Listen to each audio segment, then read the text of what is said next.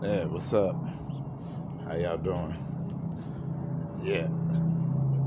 Full disclosure, I don't currently have Wi-Fi, and almost all the videos I've been releasing as of late, the reason why they've been shorts is because my phone sucks up power like you wouldn't believe because I have to run it off of data. But I haven't forgotten. I'm still gonna stream. I'm still gonna, video game stream as well. But I did make a promise, and I intend to keep it. And this is that story. I I've only spoke about this one other time. Anyways, back when I was younger, still in single digits, I would always walk everywhere. I'd constantly go to this store, buy candy or whatever my mom would send me to go pick up. No big deal. And I used to always see this dog, and then the dog would always be outside, and the dog was friendly. Let me pet him, scratch behind his ear, throw the ball, kid stuff. Then, every time I come by, I'd greet the dog. Anyway, the dog had an owner. The owner was a nice enough guy. Didn't really say much. If we did talk, he'd engage me. Talk to me in real conversation while I'm petting the dog. And so every time I'd go by there, I'd always make it a point to pet the dog, hang out with the dude for a little bit. Not a long time. I, was usually being sent to the store. Anyways, as time progressed, I'd go inside of his house, and nothing crazy was going on. He let me in the kitchen and go grab a soda, because it's always hot outside. And everything proceeded like normal. So there were no red flags per se that I could really speak on, because what would there be? Anyways, sorry I keep saying anyways. This is weird and hard for me. So one day, I go by, I pet the dog like I always do. We're talking. Everything's pretty normal. And he turns on his TV, and there's a movie playing that's not appropriate for kids of my age. Not appropriate for kids in general, let's just put it that way. But I figured that's what adults do. I'm not gonna say anything. I'm not gonna trip out about it. So I proceed as normal. He goes to the bathroom. I go to the kitchen to get my soda. Now this day, I'm just happen to be rooting around, looking in drawers. Don't know why. And a little bit later, he comes out in his birthday suit. And he's making motions that are really not appropriate. And I just remember him coming towards me. And that freaked me out. I don't know what happened. I just panicked. And I blacked out for a sec. When I came to, I was looking at the floor. And then I looked over at my hand. And in my hand was a kitchen knife. And that knife was placed in his leg. Like real hard. And he had this kind of hissing sound, like, ugh.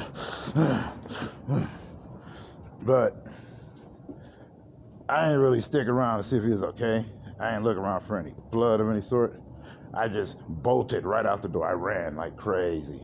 I was not gonna sit there and deal with that. And I went to the store. I picked up my stuff in really quick fashion. Still can't tell you what I picked up that day. And I went to my house. And I went in my house. And I went straight to my room, and I just started playing video games. And inside, I'm just thinking, uh-oh, I'm just waiting for the cops, because all I'm thinking is, I stabbed an adult. I stabbed an adult. You're not supposed to do that. You're a kid. You stabbed an adult. Cops are coming for me. I'm going to jail. At the time, I didn't realize what he did was completely wrong.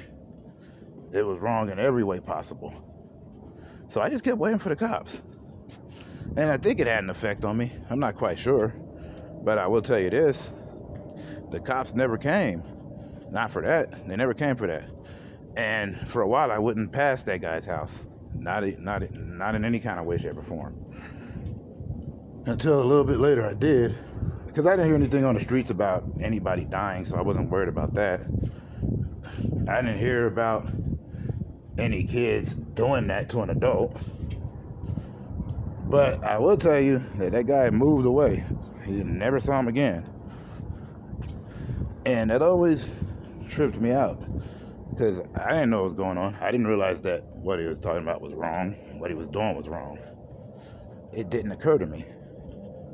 I was thinking that I was in the wrong because I had disrespected and disobeyed an adult.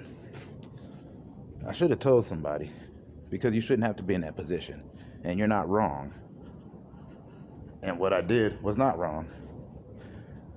Anyways, fast forward. I'm in my band and we're recording some music. And we had this song called Destiny.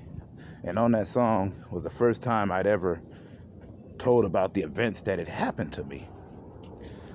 Now, I just feel all kinds of weird and bad inside.